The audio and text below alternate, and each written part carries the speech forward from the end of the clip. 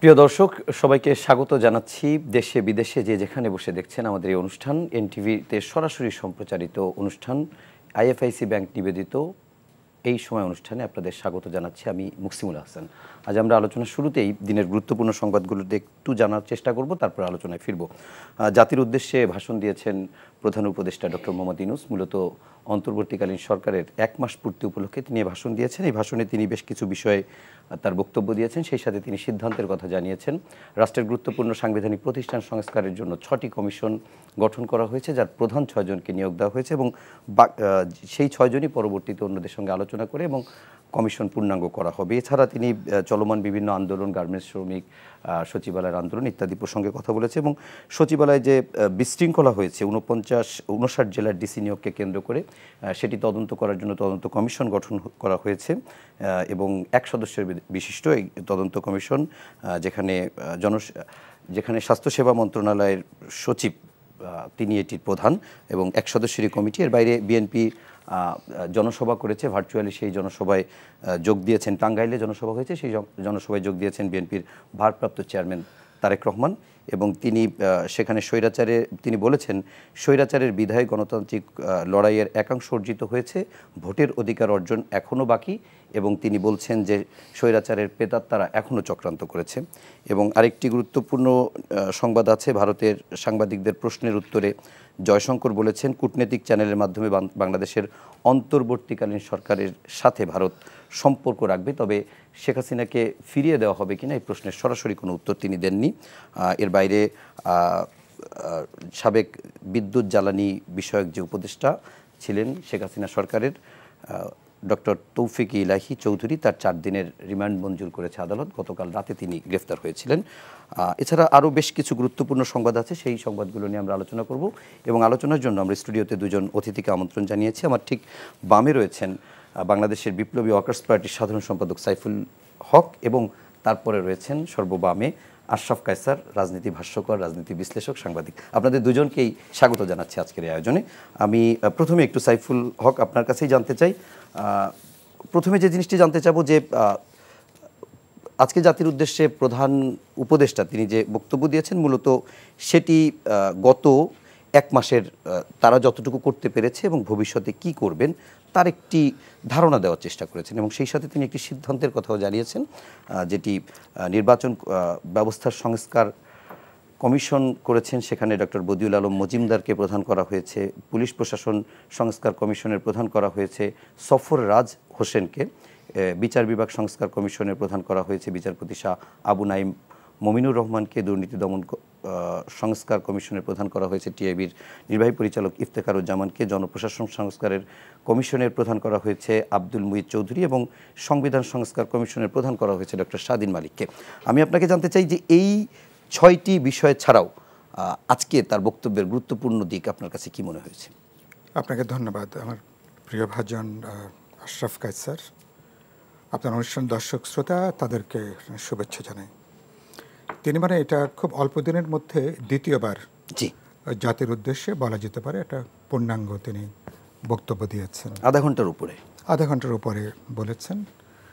আমি রাস্তায় ছিলাম, পুরোটা আমি অনলাইনে শুনছিলাম বক্তব্য, আর একটা টেলিভিশন স্টুডিওতে যে পরে ওনার শেষটা শুনলাম।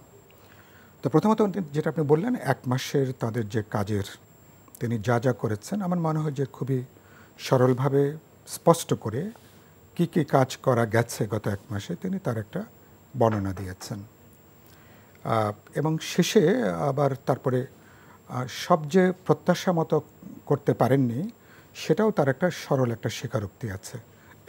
এটা নিশ্চয়ই আমি খুব পছন্দ করেছি। এটা একটা।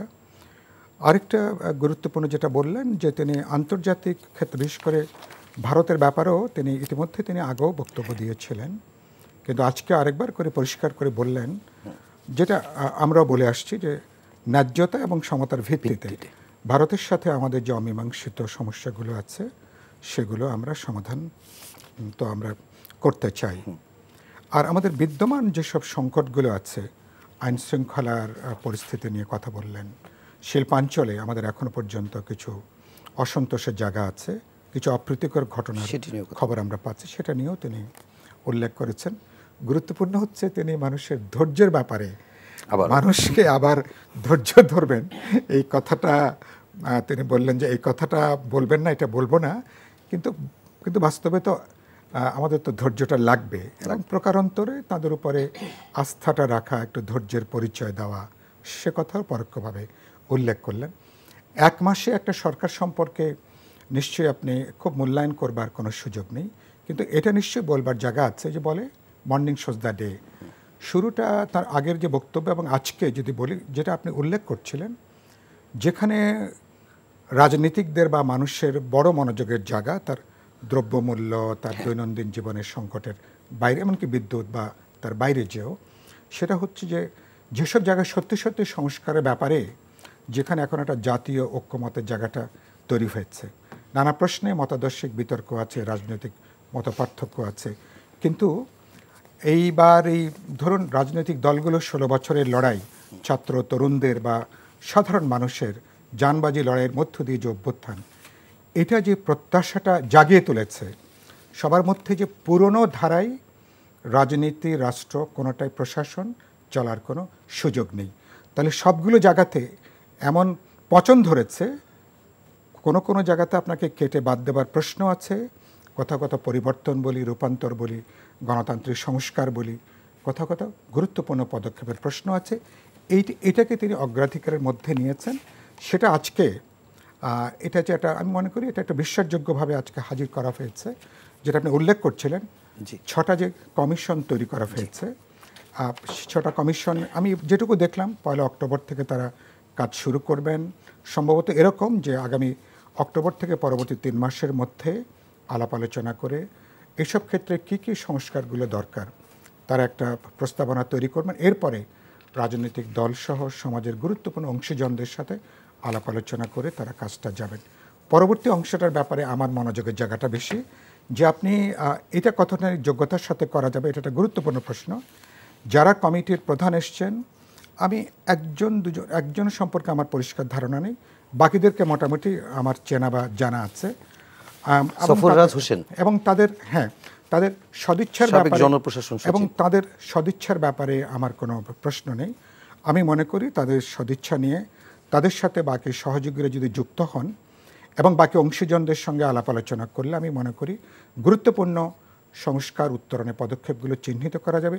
পরবর্তী যে কাজটা, যেটা বলা হলো যে রাজনৈতিক দলগুলো আলোচনা করে পুরো জিনিসটাকে চূড়ান্ত করা, পরে যে প্রশ্নটা উঠবে সেটা হলো যে কোন কোন সংস্কারের কাজগুলো, কোন কোন পরিবর্তনগুলো ইন্টারিম সরকার তার আমলে তারা করবেন, আর কী কী, কারণ আলটিমেটলি আপনাকে তো একটা নির্বাচনে আপনাকে যেতে হবে।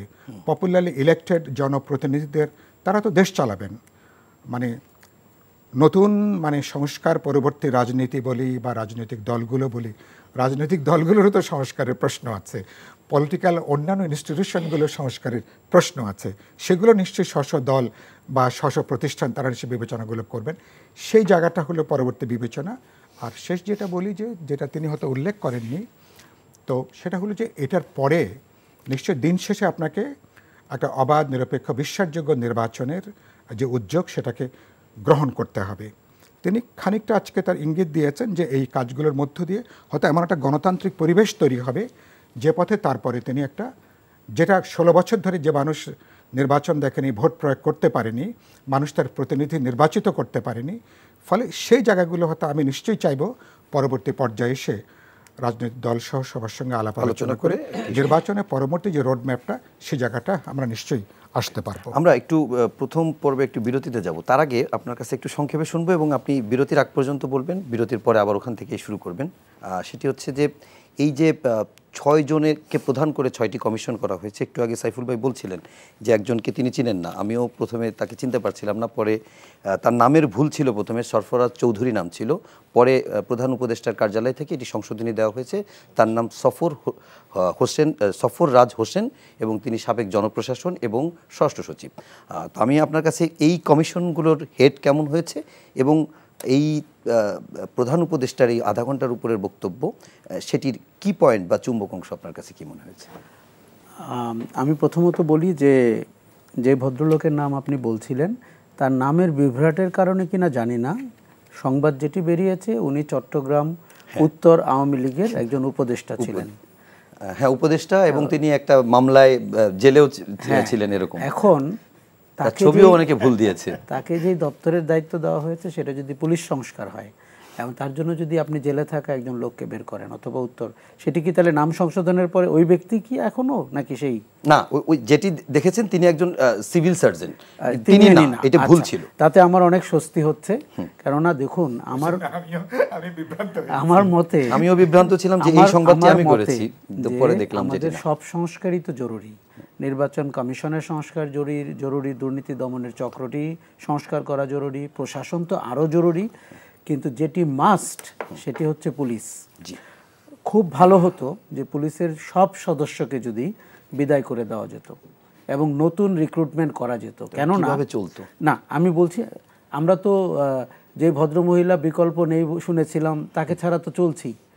পুলিশ অপরিহার্য তাও না। আমি আজকেও আপনার অনুষ্ঠানে আসতে গিয়ে সেই দিন সায়দাবাদে অথবা সেই দিন উত্তরাতে এবং সেই দিন মিরপুরে পুলিশ যেভাবে প্রশিক্ষণ নেওয়ার সময় গুলি করে সেরকম তাজা বুলেট ভরে ভরে গুলি করছিল, এই পুলিশকে বিশ্বাস করতে আমাদের অনেক সময় লাগবে। কাজেই যদি সংস্কারটি ওরকম হয় ভালো হতো। আচ্ছা, আমি প্রথমত বলি যে এই 6 জনের মধ্যে আমাদের পরিচিত বরেণ্য ব্যক্তিবর্গরা আছেন। আমাদেরকে আরেকটু তরুণ ব্যক্তিদেরকে সরকার এবং সংস্কার ব্যবস্থাপনায় নিতে হবে। প্রধান উপদেষ্টাদের যে বয়স আমরা দেখছি এবং যাদেরকে আমরা বাছাই করতে দেখেছি, দেখুন সবাই যোগ্য, কিন্তু আপনার বয়সের একটা বড় সমস্যা হচ্ছে আপনি অনেক কিছু ভুলে যান, অনেক কিছুতে কম্প্রোমাইজ করেন, আপনার গতি অতটা হয় না। এই সরকারটি কিন্তু গণ অভ্যুত্থানের সরকার। আপনি বলছিলেন যে 6 জন যে যাদেরকে প্রধান করে 6টি কমিশন গঠন করা হয়েছে সংস্কারের জন্য, যেখানটায় আপনি ছিলেন সেটি হচ্ছে যে একটু কম বয়সে আর একটু তরুণ থাকতে ভালো হতো। আমি কারণটা বলি, কারণটা হচ্ছে বয়স হলে, আমার নিজের ক্ষেত্রেও তাই, আমি আজকে যেভাবে অপারেট করছি 20 বছর আগে এভাবে অপারেট করতাম না। তার মানে আমার থেকে যিনি 30 বছর বড়, যিনি 20 বছর আগে রিটায়ার করেছেন, তাকে আপনি ডেকে এনে সংস্কারের দায়িত্ব দিচ্ছেন, এটা খুব একটা জুৎসই কাজ হচ্ছে না। তিনি তো অভিজ্ঞ বেশি। অফকোর্স অভিজ্ঞতা আমরা চাই, কিন্তু গতিও আমরা চাই। আমরা চাই দূরদৃষ্টি, আমরা চাই সমসাময়িক। শোনেন, গত 15 বছরে বাংলাদেশের প্রশাসনে যা ঘটেছে, ফ্যাসিবাদী শাসনের তরিকায় যা যা ঘটেছে, সেগুলো বোঝার মতো অবস্থা 15 বছরের অভিজ্ঞতা দরকার। তার আগের অভিজ্ঞতা কাজে লাগবে না। অনেক আগে পড়া ক্যারিকুলাম পরবর্তী তার কোনো কাজে লাগে না, এটি আমাদের বুঝতে হবে। আর আমাদের এই জাতির বাচ্চাদের থেকে আমরা কি শিখলাম, স্টুডেন্টদের থেকে, যে বয়স কোনো ব্যাপার না, মানুষকে বিচার করবেন তার কর্মস্পৃহা এবং আরেকটা শব্দ বলি, ইন্টিগ্রিটি। তারা কি বিপ্লবের চেতনায় উজ্জীবিত? এখন ধরেন বেতের চেয়ারে বসে উনি পেপার পড়ছিলেন, তাকে ডেকে আপনি বিপ্লবী সরকারের উপদেষ্টা বানিয়েছেন। উনি কি বিপ্লবের ধারে কাছে ছিলেন? উনি কি জানেন যে 1000টা ছেলে মেয়ে মারা গেছে কোন পরিস্থিতিতে? উনি কি জানেন পুলিশ কত রাউন্ড গুলি করেছে? উনি কি জানেন ছাত্রলীগ যুবলীগ কালাশনিকভ রাইফেল নিয়ে নেমেছিল? এবং বৈষম্য বিরোধী আন্দোলনের মূল মেসেজ কি, 5টা বা 10টা, উনি কি জানেন? সমস্যা হচ্ছে কি, শোনেন, আমরা সবাই চেয়ারে বসতে চাই, আমরা সবাই প্রশাসনিক আয়োজন দেখতে চাই, হেয়ার রোডের বাংলোতে থাকতে চাই, এটি সব আমলেই হয়েছে। আমি যেটি বলছিলাম শুধু আজকের 6 জনের ক্ষেত্রে না, এর আগে যখন উপদেষ্টা হয়েছে আমার একই বক্তব্য ছিল যে আপনি তরুণ মানুষকে সিলেক্ট করেন, আপনি প্রাইভেট সেক্টর থেকে লোক নেন, আপনি বিদেশে বাংলাদেশিরা যারা ভালো করছে, যাদের ম্যানেজমেন্ট স্কিল আছে, তাদেরকে ডেকে আনেন। আমি এই কথাটা বারবার বলবো এই জন্য যে আমাদের সমাজের একটা ঘুণে ধরা অভ্যাস হচ্ছে গ্রে হেয়ারের মানুষকে খুঁজতে হবে, এবং আমরা কে কাকে চিনি, কে আমার ক্লাসমেট, কে আমি গভর্নর থাকার সময় সচিব ছিলেন, এই আয়োজন দিয়ে কিন্তু বিপ্লব পরবর্তী সরকার হয় না। বাংলাদেশ বিপ্লব পরবর্তী একটি রেভলিউশনারি সরকার দেখতে পেল না। আমি আশা করব সংস্কার দিয়ে হোক, যেভাবেই হোক, আমরা যেন কাজটি করতে পারি। এখন আমরা বাইরে থেকে নজর রাখছি কাজটি হচ্ছে কিনা। প্রফেসর ইউনূস আজকে আরও কতগুলো গুরুত্বপূর্ণ কথা বলেছেন। একটা হচ্ছে আইন নিজের হাতে তুলে না নেওয়া। আমার ধারণা এটা খুব জরুরি, কেননা আপনার মব জাস্টিস শুরু হয়েছে। আদালতে আপনি দেখেছেন যে আসামিদের উপরে কিভাবে আক্রমণ হচ্ছে, ডিম ছোড়া হচ্ছে ইত্যাদি।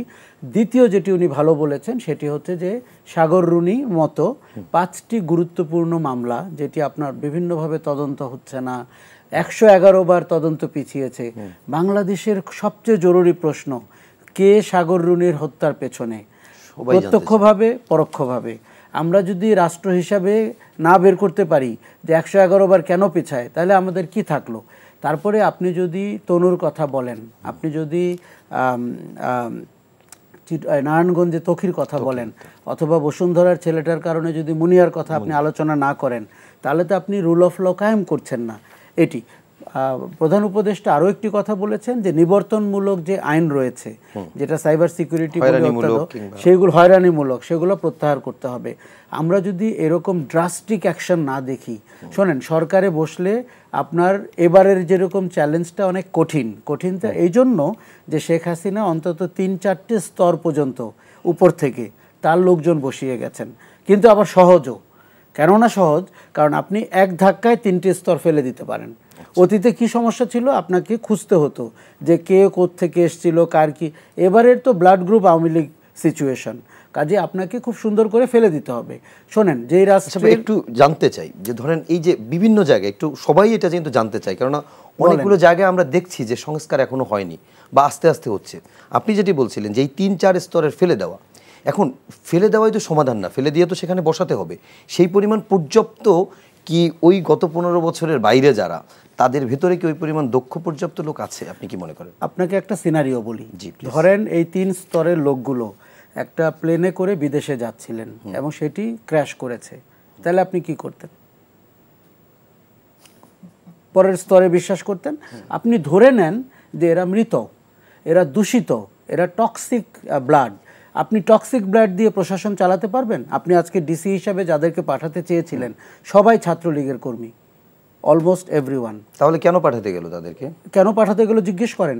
তাদেরকে এতটুকু হোমওয়ার্ক নাই? তারা কি জানেন না যে আজকে যে ডেপুটি সেক্রেটারি তার নিয়োগ কেন হয়েছে? তার বাড়িতে গিয়ে খোঁজ নেওয়া হয়েছে তার বাবা এবং দাদা কোন রাজনীতি করতেন, 70 সালে কোথায় ভোট দিয়েছিলেন, এবং উনি কোনোভাবে বিএনপি জামাতের সাথে কোনো অবস্থায় সংশ্লিষ্ট ছিলেন কিনা। শোনেন, আমাদের সমাজটা যেই জায়গায় গেছিল, শোনেন, আপনাকে সেই অনুযায়ী কথা বলতে হবে, ততটা নিচু হয়ে সংস্কারে যেতে হবে। এখন আপনি একটা ভদ্রলোকের সরকার করেছেন, আপনি অত নিচু হচ্ছেন না, আপনি ডার্টি কাজটা করবেন না, তাহলে দেশটা আপনার কলঙ্ক মুক্ত হবে কি করে? ময়লাটা পরিষ্কার করবে কে? সেটি আমরা বাইরে থেকে বা সাইফুল হক ভাই বাইরে থেকে তো করতে পারবে না। আপনি দায়িত্ব নিয়েছেন, আমি আপনার কাছ থেকে কড়ায় গণ্ডায় আদায় করব আমার সংস্কার হয়েছে কিনা। নাহলে যদি না পারেন, আপনি দায়িত্ব থেকে সরে যান।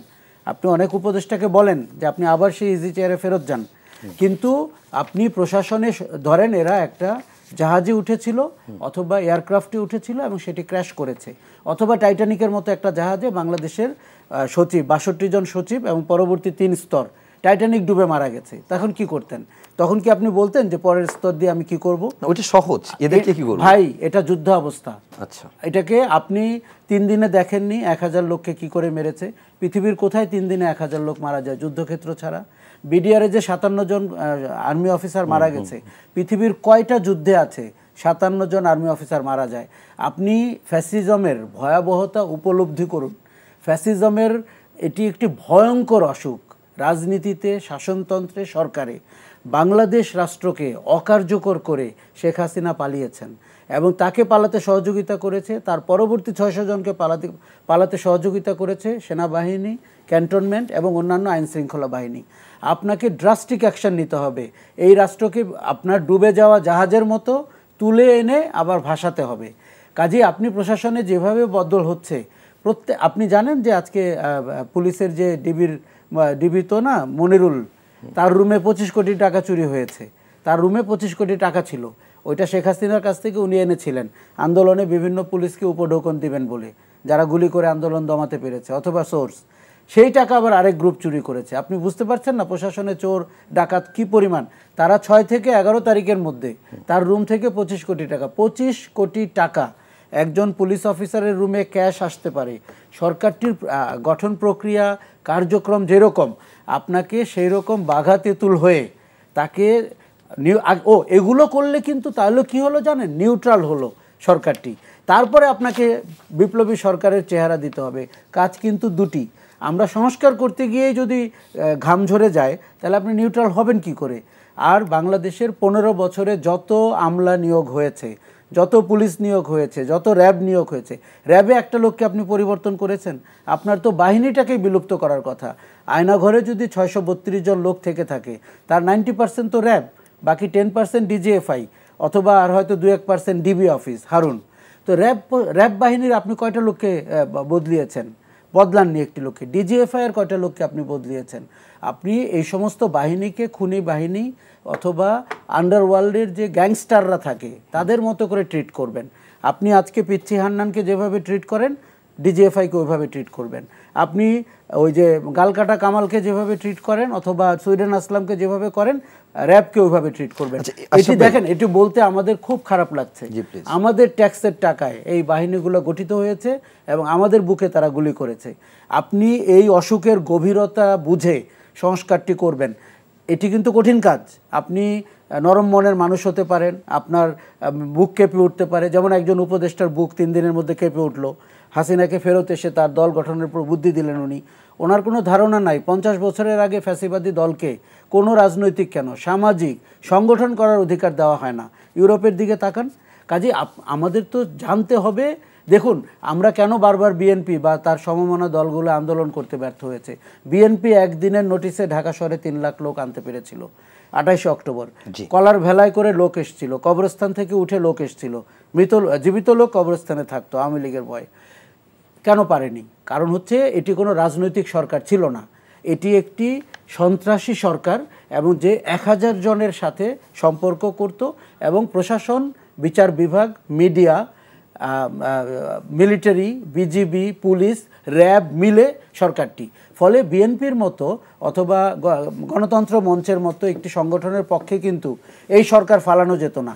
যেভাবে স্টুডেন্টরা জনতা এক হয়েছে অথবা শেষ দিকে সৈনিকরা গুলি করতে চায়নি, আমি কিন্তু জেনারেলদের সম্পর্কে এই কথা বলতে পারবো না। তারা সবাই এই শাসনের সুবিধাভোগী ছিলেন। তাদের ব্যক্তিগত পাওনা দেওয়ার হিসাবটি আপনি বের করে দেখুন। সৈনিকরা কেন করেছে? সে কৃষকের সন্তান, সে মজুরের সন্তান, সে দেখেছে আমি কাকে গুলি করছি। তারা যখন বেঁকে বসেছে তখন হাসিনাকে পালাতে হয়েছে। এই ইকুয়েশনগুলো বোঝার মতো অবস্থা, এটা তো ক্লাসরুম ইকুয়েশন। আপনি যে আলোচনাটা করছিলেন সেখানে একটু যাই। যেমন আপনি কিছুক্ষণ আগে একটি কথা বললেন যে আচ্ছা, তার আগে একটি তথ্য দিয়ে নিই যে কিছুক্ষণ আগেই রাজধানীর মহাখালী থেকে গ্রেফতার হয়েছেন ডিএমপি সাবেক কমিশনার আসাদুজ্জামান মিয়া। তাকে গ্রেফতার করেছে র্যাব। সেটি বলে যে জিনিসটা আপনাকে বলতে চাচ্ছি সেটি হচ্ছে, আপনি কিছুক্ষণ আগেই বললেন যে 600 রাজনীতি ব্যক্তি বা বিভিন্ন যারা তাদেরকে পালাতে সহযোগিতা করেছে আইন শৃঙ্খলা রক্ষাকারী বাহিনী। এটি আপনি কিসের ভিত্তিতে বলছেন? আমি বলছি, আপনাকে বলি, ক্যান্টনমেন্টে যদি 632 জন লোক থাকে এবং 3 দিন পরে যদি আপনি একই ব্যক্তি বলেন আর মাত্র 7 জন আছে, তো বাকিগুলো কোথায়? ছেড়ে দিছে। কেন তারা ছেড়ে দিবে? তাদেরকে ছেড়ে দেওয়ার রাইট কে দিয়েছে? ইভেন হাসিনাকে পালাতে রাইট কে দিয়েছে? আন্দোলনের নেতা ছাত্ররা কি বলেছিল যে শেখ হাসিনাকে আপনি ছেড়ে দেন? বলে তো নাই। তাহলে উনি নিজ দায়িত্বে এত সব কাজ করতে গেছেন কেন? আর ক্যান্টনমেন্টে একটা লোক ঢুকতে আপনি এতবার চেক করেন, আপনি 632 জনের নাম দিচ্ছেন না কেন? এইগুলো যত অস্বচ্ছ, তার মানে আপনার ওখানে ইনভলভমেন্ট আছে। আমি কিন্তু বলি না আইন শৃঙ্খলা রক্ষাকারী বাহিনী নাকে পার করতে দিয়েছে। আমরা লোকগুলোকে বুঝে পেতে চাই। দেখুন, আসাদুজ্জামান মিয়াকে দিলে আমাদের হৃদয় অথবা মন শান্তি পাচ্ছে না। আমাদের দরকার শেখ পরিবারের সদস্য, আমাদের দরকার ওবায়দুল কাদেরকে, আমাদের দরকার আরাফাতকে। এইরকম লোক দেখেন, এদের কারি টাকা রয়েছে, তারা আমাদের জীবন নিয়েছে, তারা আমাদের রাজস্ব নিয়েছে, আমাদের সম্পদ নিয়েছে। তারা তো যে কোনো উপঢৌকন দিয়ে পার পেতে পারেন, এটা তো আমরা জানি। কাজে এই সময় এখনো পারবে, অফকোর্স পারবে। টাকা তো কথা বলে। তাহলে পরিবর্তনটা কোথায়? আপনি পরিবর্তন কোথায় হয়েছে?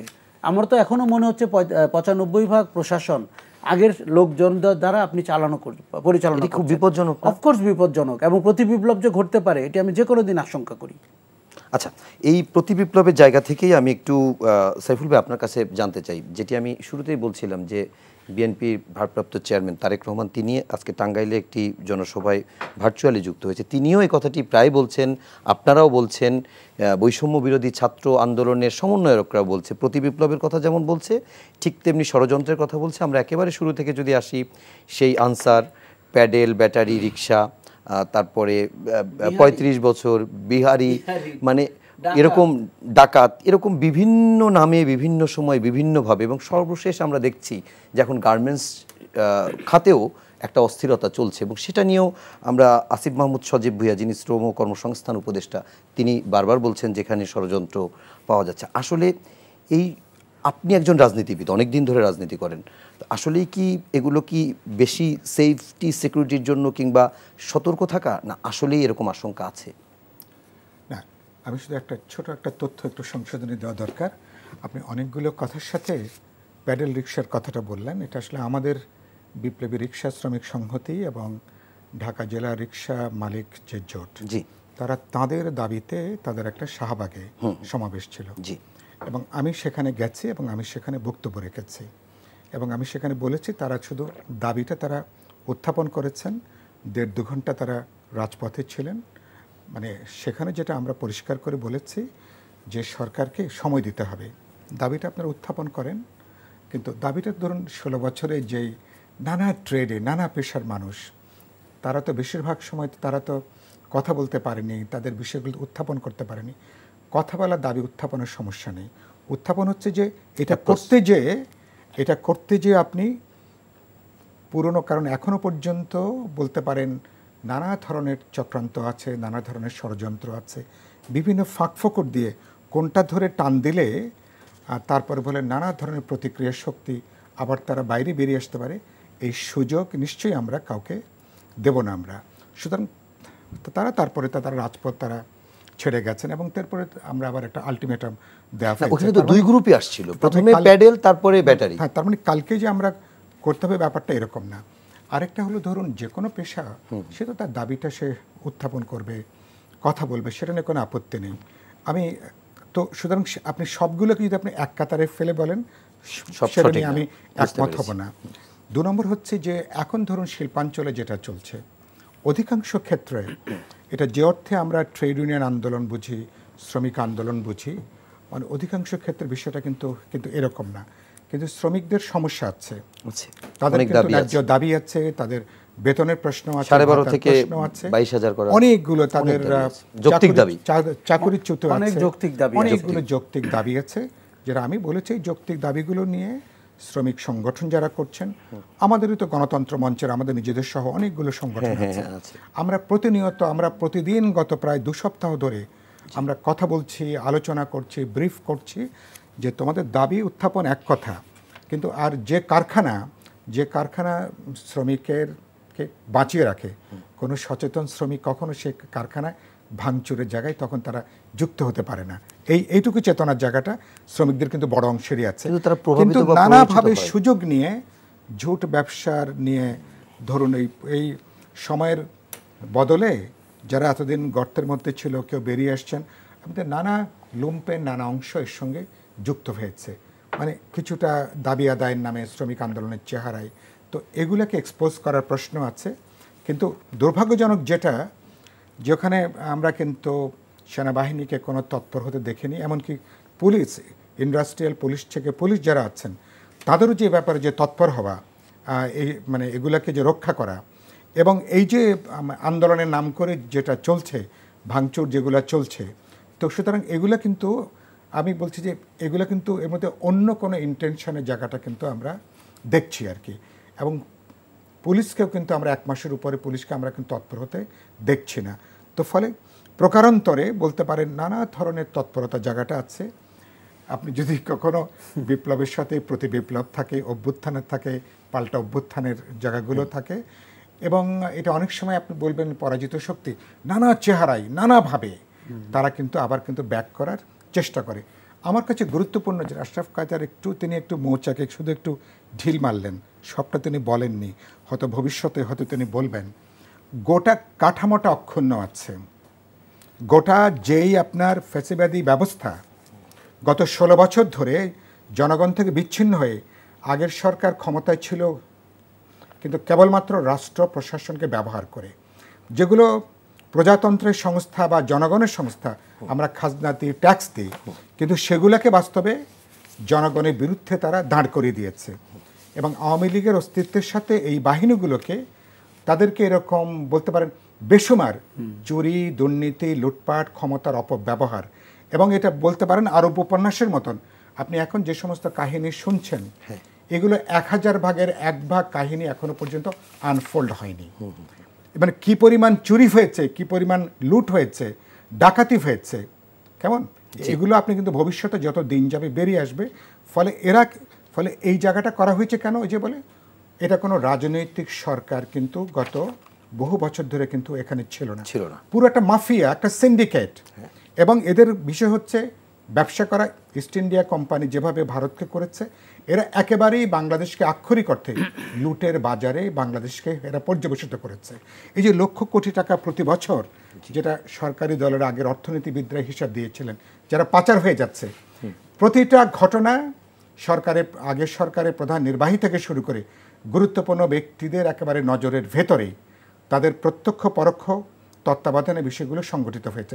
শেয়ার মার্কেট থেকে শুরু করে ব্যাংক থেকে শুরু করে আমার যা কিছু, তো এখন এগুলো তো পুরো কাঠামো কিন্তু অক্ষুণ্ণ আছে।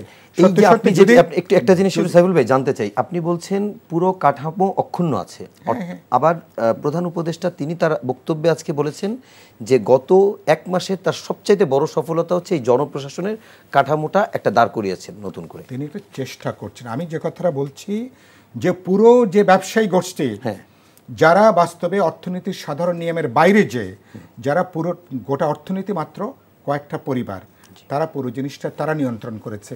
এদের কিন্তু গোটা ব্যবস্থা এখনো কিন্তু অক্ষুণ্ণ আছে, গোটা ব্যবস্থা অক্ষুণ্ণ আছে। গোটা আইন শৃঙ্খলা রক্ষাকারী বাহিনী, আশরাফ কায়েসের কয়েকটা কথা উল্লেখ করলেন, টুকটাক কিছু পরিবর্তন করেছেন, কোনো এর জায়গায় ওকে দিয়েছেন, 2-1 জনকে আপনি অবসর দিয়েছেন, কিন্তু বাস্তবে এই চাই কিন্তু হাজার হাজার, এটা সংখ্যা কিন্তু হাজার হাজার, কিন্তু এদের কিন্তু 100 ভাগের 1 ভাগও এখনো কিন্তু ধরাছোঁয়ার, মানে বাকি 99% ধরাছোঁয়ার বাইরে এরা আর কি।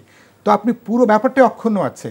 ব্যুরোক্রেসি বলি, প্রশাসনের যতগুলো ধারা, যতগুলো লিঙ্ক আছে, যত যেখানে আছে, এবং যাবতীয় সকলগুলো প্রতিষ্ঠান যা কিছু, পরে সত্যি সত্যি যদি আপনাকে পরিবর্তন করতে হয়, ওই যে বলে না মাটির 7 পল্লা আপনাকে যদি ফেলে দেওয়ার দরকার হয়, তাহলে সে জায়গাটা করার দরকার। কিন্তু প্রশ্ন হচ্ছে যে এই প্রশ্ন সরকার একা করতে পারবে না। ছাত্র তরুণরা যেমন তাদের একটা আকুতি আছে, আবেগ আছে, তাদের একটা আকাঙ্ক্ষা আছে, জনগণের আছে, কিন্তু গুরুত্বপূর্ণ হলো রাজনৈতিক দলগুলোর, গুরুত্বপূর্ণ পলিটিক্যাল স্টেক হোল্ডার যারা আছেন, তাদের এই প্রশ্নে তাদেরও একটা বলিষ্ঠ অবস্থান দরকার। এই প্রশ্নে বলিষ্ঠ একটা কমিটমেন্ট দরকার, ইন্টিগ্রিটি দরকার, যে আপনি এটা যদি, কারণ এই যে সুযোগটা এখন তৈরি হয়েছে, এই সুযোগটা কিন্তু আমরা কিন্তু বহু বছর এই সুযোগটা কিন্তু আসেনি। কারণ মানুষ সত্যি সত্যি আগের জমানায় মানুষের ফিরতে চায় না। আপনি টোটাল রাষ্ট্রীয় প্রশাসনের কোথায় সংস্কার করবেন, বিচার ব্যবস্থার কোথায় সংস্কার করবেন, আর্থিক ক্ষেত্রে কোন কোন জায়গাতে করবেন, গোটা নির্বাচনী ব্যবস্থা ধ্বংস হয়ে গেছে। আমি তো বলেছি গত 3টা নির্বাচন সঙ্গে যে সমস্ত নির্বাচনী কমিশনরা যুক্ত ছিলেন, সবাইকে তো আইনের আওতায় আনা দরকার। অর্থাৎ সাংবিধানিক প্রতিষ্ঠান হিসাবে তারা যেভাবে জনগণের বিরুদ্ধে দাঁড়িয়েছেন, প্রকাশ্যে দাঁড়িয়ে তারা ছাত্রলীগ, যুবলীগের মতন তারা যে ভূমিকাটা পালন করেছেন, তারা কিন্তু ধরাছোঁয়ার, তারা কিন্তু বাইরে। তো আপনি তাহলে প্রত্যেককেই, এটা কাজটা কঠিন, কিন্তু কোনো না কোনো জায়গা থেকে আপনাকে শুরু করা দরকার। আমি বিশ্বাস করি মানুষের সাময়িকভাবে মানুষ কষ্ট হলেও, মানুষ নিশ্চয়ই এতদিন 16 বছর মানুষ যে বেদনা, যে কষ্ট সহ্য করেছে, ধরলে আরও 3 মাস, আরও 6 মাস হলো মানুষ এটাকে মানুষ সহ্য করবে।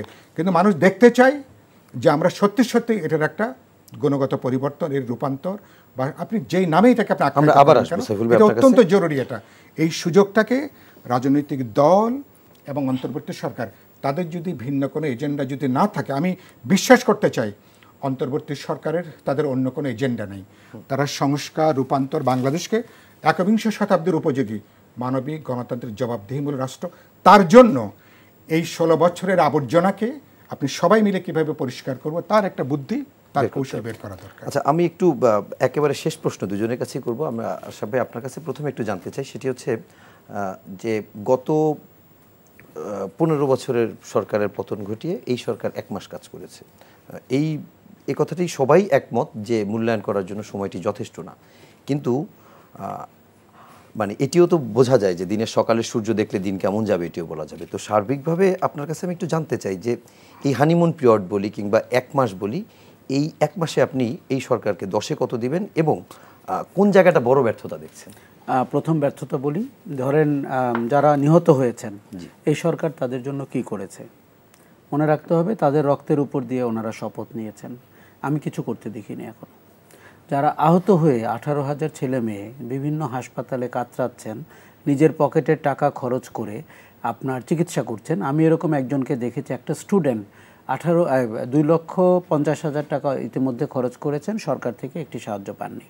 দেখুন, আমাদের অর্থনীতি বড় হয়েছে, চাকচিক্য হয়েছে, আপনার নিশ্চিত করতে হবে যারা জীবন দিয়েছে, ছাত্র, শিক্ষক, শ্রমিক, কৃষক, জনতা, যে তাকে আপনি এমনভাবে কম্পেনসেট করবেন, এমনকি তার আবাসন ব্যবস্থা করে দিবেন পরিবারের জন্য, যেন পৃথিবী মনে রাখে 2024 সালে এরকম ঘটনা ঘটেছিল, হাসিনার ফ্যাসিবাদী শাসনের পরে এই মানুষগুলো জীবন দিয়েছিল। আমি বসিলাতে একটা ঘটনা বলি, ছাত্রদেরকে যখন মারা হচ্ছিল তখন শ্রমিকরা এসে বলেছে যে ভাই আপনারা কিছুক্ষণ পেছনে যান, আমরা সামনে দাঁড়াই, মারা গেলে আমরা যাব। আপনি এই অভ্যুত্থান যে সামনে থেকে দেখেনি, যে মাঠে ছিল না, তার পক্ষে এটি রিয়েলাইজ করা কঠিন। কাজে আপনি এখন এই সরকার গত 1 মাসে নিহতদের জন্য কিচ্ছু করেনি, আহতদের জন্য কিচ্ছু করেনি। হঠাৎ করে তাদের জন্য 5 কোটি টাকা ব্যয় করে কেন সমাবেশ করতে যাচ্ছে আমি জানি না। এটি আমাকে হাসিনা শাসনকে আরেকবার মনে করিয়ে দেয় 5 কোটি টাকা শুনলেই। কারণ ওই সরকারটি 100 কোটি টাকা, 75 কোটি টাকার বিদ্যুৎ সপ্তাহ, 1000 কোটি টাকা। আপনারা তো স্টেক ছিলেন আন্দোলনে, তাহলে আপনারা কেন মানে কোন প্ল্যাটফর্মে কথা বলছেন? ঘটনাটা আমি আপনাকে বলি, আমরা তো বাইরে থেকে এই কথা আপনার অনুষ্ঠানে এসে বলছি, লিখছি, মাঠে কথা বলছি, আমরা তো শপথ নিয়ে উপদেষ্টা হইনি। আপনাদের কাছের লোকজন হয়েছে? না, আমাদের কাছের লোকজন হয়েছে। এই কথাটি আমাদের কাছের লোকজনকেও আমরা ডিফারেন্টলি বলি, আপনার এখানে বড় আকারে বলছি। আমার প্রথম মনে হয়েছে যে এই সরকার নিহত এবং আহতদের ক্ষেত্রে, দেখুন 72 সালে মুক্তিযোদ্ধাদেরকে ইউরোপে ট্রিটমেন্ট করতে পাঠানো হয়েছিল, জার্মানিতে পাঠানো হয়েছিল, ব্রিটেনে পাঠানো হয়েছিল। গত 1 মাসে আপনি কোনো এই যে বিপ্লবকারী কোনো মানুষকে উন্নত চিকিৎসায় বাইরে পাঠিয়েছেন? তার মানে আমাদের নজরটা যারা বিপ্লবের জীবন দিয়ে বিপ্লব করে গেল তাদের উপরে নাই। আমরা অন্য অনেক কিছুতে মনোযোগ দিয়েছি, ওগুলোও জরুরি, কিন্তু আমরা যদি নিহত আহতদেরকে তদারক না করি, আপনি কি ঢাকা শহরে 2টি বা 1টি হাসপাতালকে এই গণ অভ্যুত্থানের আহতদের চিকিৎসার জন্য ডেডিকেট করতে পারেন না? এগুলোকে বলে অ্যাডমিনিস্ট্রেটিভ ডিসিশন। সিম্বল কি হতো যে ওই হাসপাতালে গণ অভ্যুত্থানে যারা আহত হয়েছে তাদের চিকিৎসা হচ্ছে। আচ্ছা, আপনি যে পূর্বাচলে 60 কাঠা জমি পেয়েছেন, অথবা যেই 200 জন শিল্পী, সাহিত্যিক এবং অন্যান্য চাটুকারদেরকে প্লট দেওয়া হয়েছে, আপনি অধিগ্রহণ করুন, অধিগ্রহণ করে ওখানে অ্যাপার্টমেন্ট বানিয়ে দেন। পরিবারগুলো আমি সেদিন একজনকে মিট করেছি, একজন সাংবাদিকের স্ত্রী, তিনি হাবুডুবু খাচ্ছেন, তিনি জানেন না তার 2টি বাচ্চা নিয়ে উনি আসলে কোথায় যাবেন। তার শ্বশুর ক্যান্সার আক্রান্ত, তার বাবা ক্যান্সার আক্রান্ত, ওই একটি স্বামী ছিল তার এই সংসারের ধারক এবং বাহক। তার মানে সরকারটি আমাদের মনে হয় মৌলিক কাজ থেকে শুরু করতে হবে। দেখুন, আমি একটা জিনিস বলি, আপনাকে কে বলেছে 20 জন উপদেষ্টা নিতে হবে? আপনি 40 জন উপদেষ্টা নেন, আপনার এক একজন উপদেষ্টার হাতে 4টা মন্ত্রণালয় থাকতে হবে না, আপনি ভাগ করে দেন, কাজে গতি আনেন। আপনি বিপ্লব পরবর্তী সরকার, আপনাকে আমরা যে কোনো গতিতে দেখতে চাই। এই যে আজকে আপনি সংস্কারের এই যে 6টি সংস্কারের কমিশন হলো, এটি কিন্তু আমাদের কাছে অ্যাডহক উপস্থাপনা। আমি দেখতে চাই তারা 3 মাস পরে রিপোর্ট দিলে তার 6 মাস পরে কি হবে, তার 1 বছর পরে কি হবে। দেখুন, রাজনৈতিক শক্তিগুলোর জানার অধিকার আছে যে রোডম্যাপটি কী এবং নির্বাচনটি কোথায়। আমরা আবার একইভাবে বলতে চাই রাজনৈতিক শক্তিগুলো কি রাজনীতি নিয়ে ভোটের মাঠে আসবে, আমি কিন্তু মনোযোগের সাথে লক্ষ্য করব। সেই রাজনীতি যদি বাতিল রাজনীতি হয় এবং অন্য রাজনীতিকে ওই যে ঈদের আগে বাসে রং করে না, সেরকম করে আনা হয়, তাহলে আমিও কিন্তু আহ্বান জানাবো ওই রাজনীতি বর্জন করার জন্য। আমাদের কিন্তু অনেক পথ অতিক্রম করতে হবে সংস্কারের দিক থেকে। আমার কাছে সরকারকে মনে হয়েছে তাদের ইন্টেনশন কিন্তু খুব ভালো, এবং আমি ডক্টর ইউনূসকে সাধুবাদ জানাই। ভারতের ব্যাপারে বাংলাদেশের কোনো সরকার যে এভাবে কথা বলতে পারে, এটি জীবদ্দশায় দেখে যাওয়াটা আমার জীবনের জন্য খুব গুরুত্বপূর্ণ। কেননা আমরা একটা নতজানু ভারত সরকারকে দেখতাম, অথবা একটা খামোখা ভারত বিরোধী সরকারকে দেখেছি, বুদ্ধিমান ছিল না তেমনটা। কিন্তু এই যে গত 15 বছরে আমরা ভারতের করদ রাজ্যে পরিণত হয়েছিলাম, এই পশ্চিমবঙ্গের মুখ্যমন্ত্রীও তার চেয়ে বেশি ক্ষমতা ধারণ করেন, শেখ হাসিনা ছিলেন তার চেয়েও, কেননা 3টি নির্বাচন হয়েছে ভোটহীন, এবং ভারত প্রথমেই আপনাকে সার্টিফাই করেছে নির্বাচনগুলো হয়ে গেছে। আমরা ইন্টারন্যাশনাল ক্রিমিনাল কোর্টে যেতে পারি আমাদের গণতন্ত্র হত্যা করার জন্য। ভারত যেমনটি জাতীয় পার্টি সহযোগী হয়েছিল, তেমনটি ভারত সহযোগী হয়েছিল। সীমান্তে আমরা গতকালকেও লাশ পড়তে দেখেছি। আপনাকে কে বাধা দিয়েছে ইন্টারন্যাশনাল ক্রিমিনাল কোর্টে যেতে? আগের সরকাররা বলতো যে এরা নাকি অবৈধভাবে সীমান্ত পাড়ি দিচ্ছিল। অবৈধ হোক বৈধ হোক, আপনার সেই প্রতিবেশী যার সাথে আপনার নাকি রক্তের সম্পর্ক, সে তাহলে গুলি করে কেন? এটি বলে আমরা আবার ট্রানজিটের ট্যারিফ আদায় করতে লজ্জা পেয়েছি। আমরা শেষ করব। আমি যেটি বলতে চাচ্ছি, আপনি দৃষ্টান্তমূলক 20টি বড় সংস্কারকে আপনি ফাস্ট ট্র্যাকে রাখেন, যেমন করে গত সরকার দুর্নীতি করার জন্য মেগা প্রজেক্টকে ফাস্ট ট্র্যাকে রাখতো, সেগুলো কিন্তু অধিকাংশই আমাদের ভেঙে ফেলতে হবে, কারণ ওগুলো জনমতের ভিত্তিতে হয়নি। এখন আপনি সংস্কারকে ফাস্ট ট্র্যাক করেন, যে বাংলাদেশের সবচেয়ে জরুরি 5টি বা 10টি সংস্কার হচ্ছে এটি, এবং এটিতে আমাদের নজর থাকবে 80%। তারপরে দ্বিতীয় প্রায়োরিটি, তৃতীয় প্রায়োরিটি। দেখুন এইখানে একটা সাংঘাতিক ম্যানেজমেন্টের বিষয় রয়েছে, আপনার স্টেক হোল্ডাররা বাজারে রয়েছে, সংবিধানে পুনর্লিখন হবে না সংশোধনী হবে এই আলোচনা রয়েছে। আপনি অনেক জায়গায় প্যান্ডোরার বক্স ওপেন হতে পারে, সেটিকে আপনি কিভাবে ট্যাকল করবেন? আমরা সরকারকে সক্ষমতার জায়গায় দেখতে চাই। এই সরকারের একটা যোগ্য মানুষ হচ্ছে ডক্টর মোহাম্মদ ইউনূস। তার অধীনে থেকে আমরা যদি আমাদের অভিষ্ট লক্ষ্যে রাষ্ট্রকে মেরামত করে না নিতে পারি, তাহলে কিন্তু এই লজ্জা, এই ব্যর্থতা নিয়ে আমরা জীবন পাড়ি দিতে পারবো। মার্কিং করবেন কিনা? আমি মার্কিং করব, আমি সরকারকে 4 দিব। 4 দিবেন। সাইফুল ভাই, একদম শেষ করবো, আপনি মার্কিংটা করে আপনি শুধুমাত্র পরামর্শ দিবেন। আমি 2-3টা কথা। একটা হচ্ছে যে আমি বললেন না যে সরকারের ধরুন ছাত্রদের পরে এই মুভমেন্টে সবচেয়ে বেশি যারা প্রাণ দিয়েছে সাধারণ শ্রমজীবী গরিব মেহনতি মানুষ। এর মধ্যে রিক্সা শ্রমিক, এর মধ্যে গার্মেন্টস শ্রমিক, এর মধ্যে হকার, এর মধ্যে বস্তিবাসী সাধারণ মানুষ। তাদের এটা আমি খুব কষ্ট পাই। তাদের কিন্তু কোনো ক্ষমতায়ন হয়েছে অভ্যুত্থানের মধ্য দিয়ে এরকম কোনো লক্ষণ আজকের এই সন্ধ্যে রাত পর্যন্ত কিন্তু নাই। সরকারের চৌহদ্দির মধ্যে তাদেরকে কিন্তু অবস্থান নাই, তাদেরকে কোনো তাদের মিনিমাম কোনো যে প্রতিনিধিত্ব সরকারের মধ্যে সেগুলো কিন্তু নাই। জীবনদান যারা করলেন সবচেয়ে বেশি, যারা এখনো পর্যন্ত যারা সবচেয়ে বেশি আক্রান্ত, যারা অসুস্থ আছেন, আমাদের 2জন শহীদ হয়েছে, বদিউজ্জামান এবং আব্দুল লতিফ।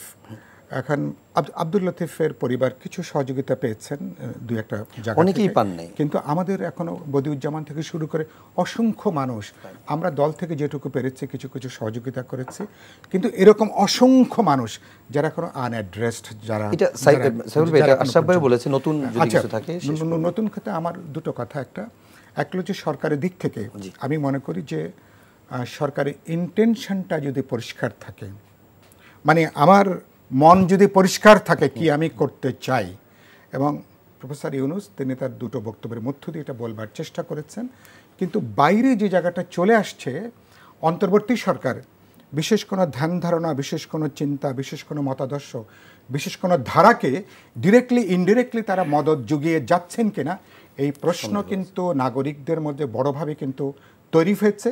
এবং এটা সরকারের নানা কর্মকাণ্ড ভিতর দিয়ে এটা কেন এসছে, বিভিন্ন নিয়োগগুলো যেভাবে হয়েছে, বিভিন্ন নিয়োগ হয়েছে এবং নিয়োগের পিছনে যত না আপনার মেরিট যাচাই করা হয়েছে, সম্পর্ক, আত্মীয়তা, বোঝাপড়া, নানা ধরনের ব্যক্তিগত, গোষ্ঠীগত অথবা কোনো রাজনৈতিক কোনো হিসাব নিকাশও যদি কারো যদি কাজ করে থাকে, এগুলো ইতিমধ্যে কিন্তু অনেকগুলো প্রশ্নবিদ্ধ হয়েছে। সরকারকে এই জায়গাগুলো বেরিয়ে আসা দরকার। শেষ পর্যন্ত সরকারকে তার একটা রোড ম্যাপ তাদের কিন্তু হাজির করতে হবে। এই যে সমগ্র যে সংস্কার এজেন্ডা আলাপ আলোচনা করে কোনগুলো আমরা একটা যৌক্তিক সময়ের মধ্যে আমরা এখন শেষ করব, কোনগুলো জনগণের পপুলারলি ইলেক্টেড যে পার্লামেন্ট, জনগণের যে ম্যান্ডেট যাদেরকে দেবেন, এবং যারা আশরাফ কাদের চমৎকার করে বললেন এই সংস্কারের মধ্য দিয়ে যে বোঝাপড়া, যে নতুন সমঝোতা, নতুন একটা ঐক্যের জায়গা, নতুন এক ধরনের রাজনৈতিক বা সামাজিক চুক্তি যারা ইলেকশনে করবেন, এটার ভিত্তিতে তারা যাবেন, যাতে পুরনো জমানায় যাতে আমাদেরকে ফিরতে না হয়। আমি বিশ্বাস করি সে পথে ভবিষ্যতে আমরা হাঁটতে পারব। অনেক ধন্যবাদ সাইফুল হক এবং আশরাফ কায়সার, আপনাদের 2জনকে। দর্শক, আমরা শেষ করব। শেষ করার আগে একটি ছোট্ট তথ্য দিব যে গত 10 দিনে গড়ে 2জনের মতো মানুষ বাংলাদেশে মৃত্যু হয়েছে ডেঙ্গুতে, এবং এই প্রকোপ দিন দিন বাড়ছে। চলতি বছরেই এ পর্যন্ত 102 জন মারা গেছে, 16,000-এর মতো এখনও হাসপাতালে বিভিন্ন সময় ভর্তি আছে। আপনারা সবাই ডেঙ্গু থেকে সাবধানে থাকবেন, সুস্থ থাকবেন, বাড়ির আশপাশ পরিষ্কার রাখবেন। সবাই ভালো থাকবেন। শুভরাত্রি।